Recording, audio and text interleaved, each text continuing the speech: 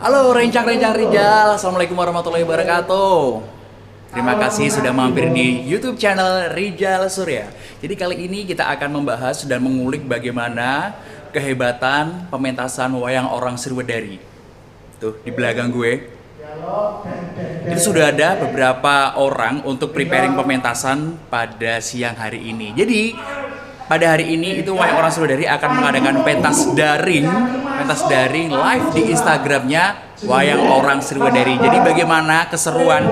Gue nanti akan membahas dan mengulik lebih banyak lagi para penari, para pemain dan sutradaranya. Stay tune.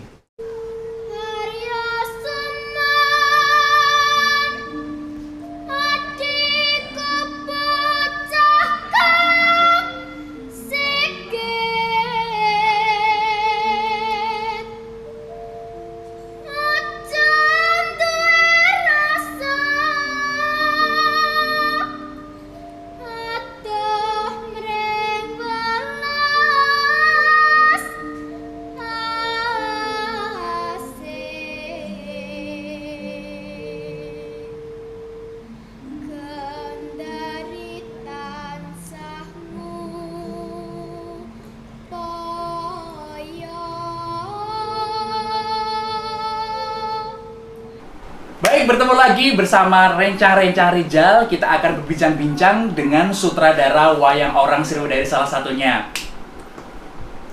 Namanya siapa nih? Oke, perkenalkan nama saya Benedictus Bilialdi Kusuma. IG-nya apa? Ada nggak? IG-nya Billy Aldie. Billy Aldie ya. Nanti akan aku tulis di situ. Lu bakal tahu IG-nya sutradara kita dan lu harus follow IG-nya Billy Aldi Kusuma ya. Jadi gini, kita akan bincang-bincang mengupas masalah yang sudah dipentaskan tadi tentang apa tadi judulnya? Judulnya Soko Uni. Soko Uni ya. Jadi memang pada kesempatan kali ini wayang orang Sriwedari itu tidak melaksanakan pementasan pada malam hari dikarenakan memang mengacu protokol dari pemerintah sendiri tidak diperbolehkan pentas pada malam hari dulu ya. Jadi kenapa kita mengadakan pentas pada siang hari? Kita mengadakan pentas daring live di Instagram wayang orang Sriwedari. Jadi memang kenapa wayang orang Sriwedari itu pentasnya susah banget ya gue ngomongnya, pentasnya siang hari. Nah, dan hari ini kebetulan tanggal 3 Juni bertepatan kita bisa mewawancarai seorang sutradara muda. Berapa umurnya? Umurnya 25. 25 tahun cuy, bisa jadi sutradara dong. Hebat nggak sih? Kan? Nah jadi gini, kita sebelum masuk ke pembahasan cerita dari Soko Uni tadi, boleh nih biografinya seorang Kak Billy dulu bisa diceritakan. Oke, terima kasih untuk Rencang Rijal. Iya. Rencang Rijal.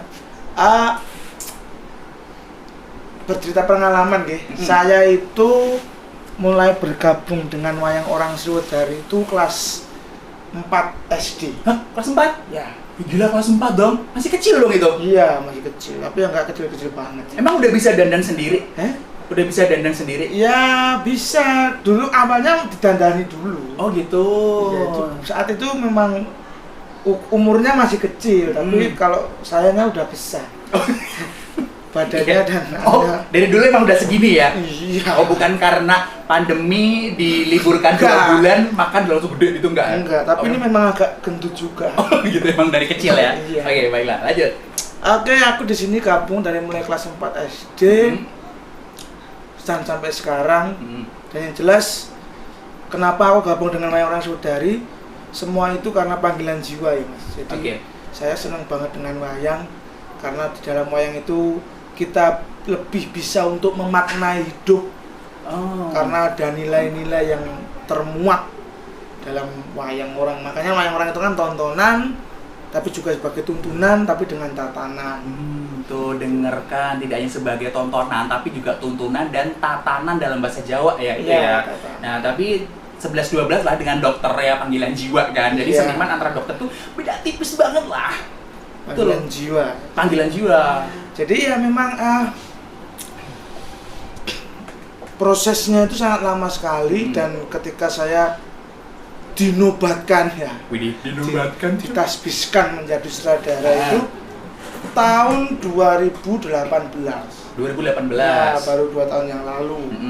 Karena memang untuk proses ya, karena sutradara kan harus melalui proses. Nggak bisa kalau nggak proses. Melalui proses panjang ya. Itu sebelumnya juga menjadi pemain wayang orang dulu. Oh iya harus, karena gitu. memang untuk mencapai ke sutradara kan kita harus tahu tataran pertunjukannya gimana, karakter setiap tokohnya gimana, terus ceritanya yang ada dalam wayang orang itu apa aja yang meliputi Mahabharata atau Ramayana. Ya itu harus sih mutlak.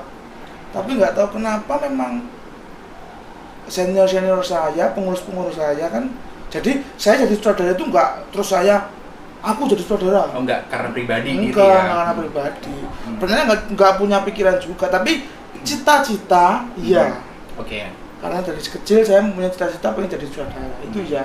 Tapi kalau untuk memberanikan diri, mbok saya jadi sutradaranya itu enggak. Saya enggak seperti itu. Kebetulan di sini kan ada pengurus dari mereka ngobrol untuk menentukan itu, karena pada saat itu memang ada kendala dalam penyutradaraan person ya, kendala person. Lalu senior saya, pengurus saya ya udah menentukan, ya wis pilih aja. Oh gitu. Ya. Jadi memang sudah ada pertimbangan sebelumnya ya. Dan ini adalah sebuah dream come true-nya Kak Billy untuk menjadi seorang sutradara. Apakah kalau memang membahas masalah dream come true ya, mimpi yang menjadi kenyataan itu, apakah dulu mempunyai angan-angan toh?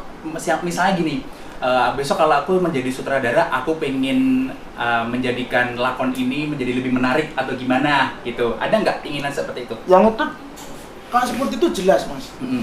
Karena saya sangat menyadari hidup di era globalisasi, perkembangan zaman, bahwa wayang orang itu adalah sebuah kesenian, pertunjukan, budaya, dan perjalanan kebudayaan pun kan berkembang. Iya, bisa Bisa. begitu. Iya, kita nggak bisa ketika stagnat berbicara tentang tradisi, saklek, klasik ya. Itu memang harus berkembang, dan keinginan itu nggak mungkin ya aku muncul dulu, kan aku punya cita-cita itu masih kecil, belum punya pikiran ke sana. Tapi berjalannya waktu, saya punya pikiran itu bahwa memang cerita wayang itu bagaimana sih masyarakat lebih bisa menikmati. Oh gitu. Menikmati alurnya dan mereka tahu. Jadi kita nggak harus, saya pribadi punya statement bahwa aku nggak boleh memaksa kehendak, karena penikmat wayang itu nggak hanya dari Jawa, dari Indonesia bahkan luar negeri, dan ukuran saya itu membuat cerita, mengubah cerita itu bukan takaran saya untuk orang yang belum tahu cerita wayang. Jadi paham sampai segini ya. Jadi pada intinya itu Kak Billy lebih mengemas sedemikian rupa agar wayang orang yang dulu notabene itu tidak banyak diminati dan kayaknya kuno banget dan banyak yang diminati cuman kalangan orang tua saja. Akan tetapi Kak Billy ini memang sukses banget berkarirnya menjadi seorang sutradara dan mengemas cerita wayang orang itu agar semenarik mungkin dapat dikonsumsi oleh masyarakat. Nah, berhubung kita membahas masalah konsumsi masyarakat dan pengemasannya itu bagaimana sih? Nah, di sini tadi Mas Billy sudah mengatakan bahwa beliau baru saja menggarap sebuah lakon dengan judul Soko Uni. Nah, itu maksudnya apa nih? Soko Uni itu artinya apa? Terus bagaimana jalan ceritanya dan maksudnya itu apa, coba bisa dijelaskan? Yang jelas dalam cerita Soko Uni itu kan artinya itu kan Soko dari uni kata. Dari kata. Ya. Kenapa dari kata? Karena di sini saya lebih menggarap kepada psikolognya si Haryo Suman. Sengkuni. Oke, Ya. baik ya. Dia adalah dia pangeran Ploso Jenar. Dia menganglang buana dengan saudaranya Gendari.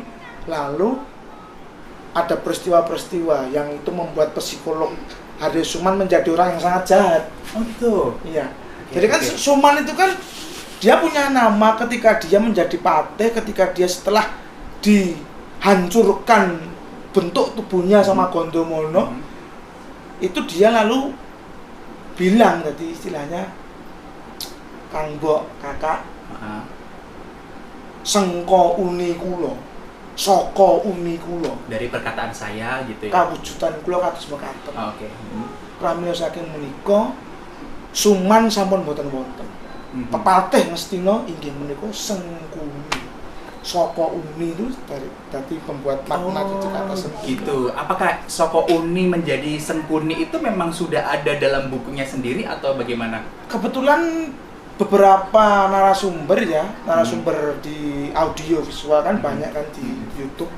Saya melihat Pak Purbo dan sebagainya.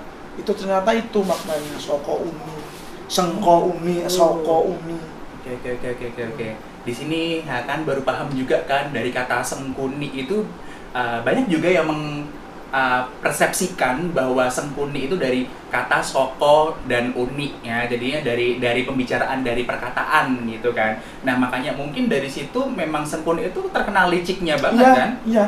Nah, sangat.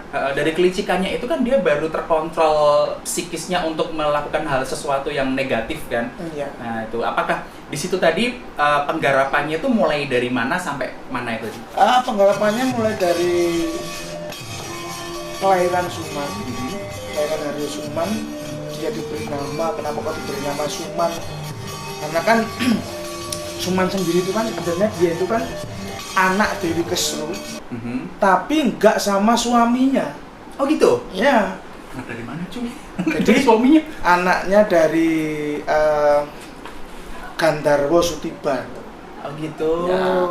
Oke. Baca di 100 Tokorojo juga, terus di 100 Tokorojonya Pak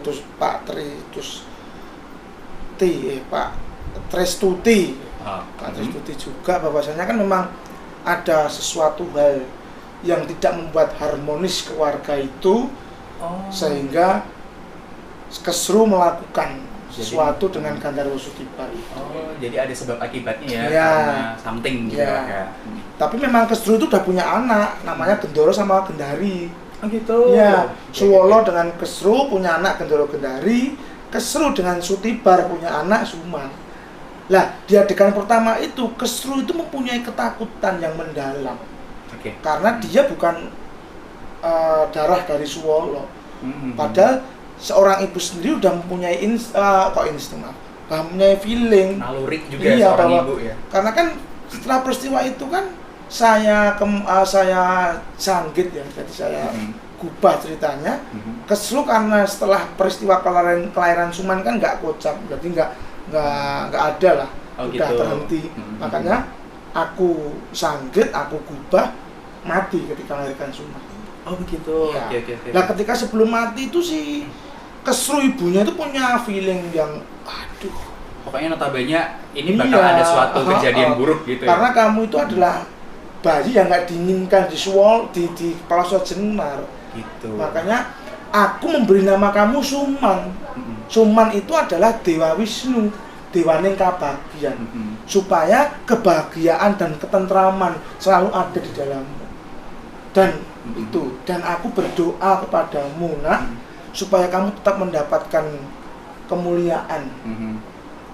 Dan meskipun kemuliaan itu kau dapatkan dengan cara kamu menjadi musuh bagi dunia. Gitu. Itu tadi siapa? Kesru ya? Kesru itu ibunya Suman. Kesru nggak kenapa aborsi aja ya? Repot banget, akhirnya punya anak dibikin nama Suman, dan dia bermunajat dong, dia pengen banget anaknya bisa menjadi seorang yang lebih baik lagi, karena dia, apalagi dia udah punya firasat buruk kan? Firasat buruk, jelas. Tapi nggak menutup kemungkinan sih yang namanya orang tua memberikan suatu nama baik dengan anaknya itu kan, itu sebuah ucapan doa dari orang tuanya ya. Nggak digugurkan aja sih itu Suman. Ya. Kalau udah diaborsi digugurkan kan dia ada cerita ini kan? Iya, nggak ada cerita, jadi nggak asik. Nggak asik ya, nah. Ini memang asiknya di situ. Nah, ini pertanyaan terakhir dari gue nih. Harapannya Kak Billy setelah melakukan pementasan ini, setelah sukses, aku tadi udah melihat kesuksesan pementasannya. Terus apa nih keinginan dan manfaat dan tujuan purpose untuk masyarakat luas ini yang tadi belum sempat menonton? Oke. Dan jelas kan pentas daring ini sebenarnya kan menunjukkan eksistensi kita, pemain wayang orang Srodari.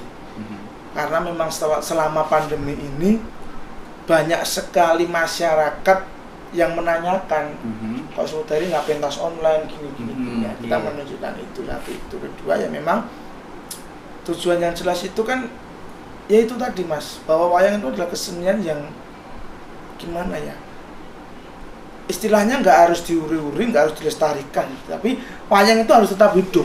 Oke. Dengan perkembangan zaman. Iya, benar, setuju sih, setuju. Benar. Jadi hidup seiring dengan perkembangan zaman, kan gitu. Makanya harapan saya dengan adanya pentas daring ini semoga tidak membuat membuat apa ya, bisa mengobati rasa kangen masyarakat penggemar wayang orang Srodari. Dan yang jelas Srodari tetap bisa eksis, dan harapannya setelah pandemi ini juga kami akan kembali ke pementasan yang seperti biasa.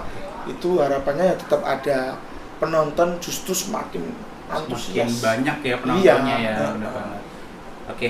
Dah, di situ tadi kita sudah membahas masalah cerita dari Soko Uni dan implementasinya kepada masyarakat juga sudah jelas banget bahwa kita itu diajarkan untuk mengajarkan nilai-nilai kebaikan kepada siapapun, dan jangan sampai kita tuh menjadikan diri pribadi kita itu menjadi lebih buruk lagi ke depannya. Nah, mungkin itu saja percakapan kita dengan Kak Billy, seorang sutradara dong, 25 tahun dan jadi sutradara. Gue 25 tahun masih dikejar cuy. Enggak enak banget kan? Nah gitu aja. Jadi lu jangan sampai nggak banget nonton wayang orang Srodari, dan wayang orang Srodari itu sebetulnya menarik sekali untuk ditonton. Dan jangan lupa selalu subscribe, comment, like, and share Rijal Surya. Thank you.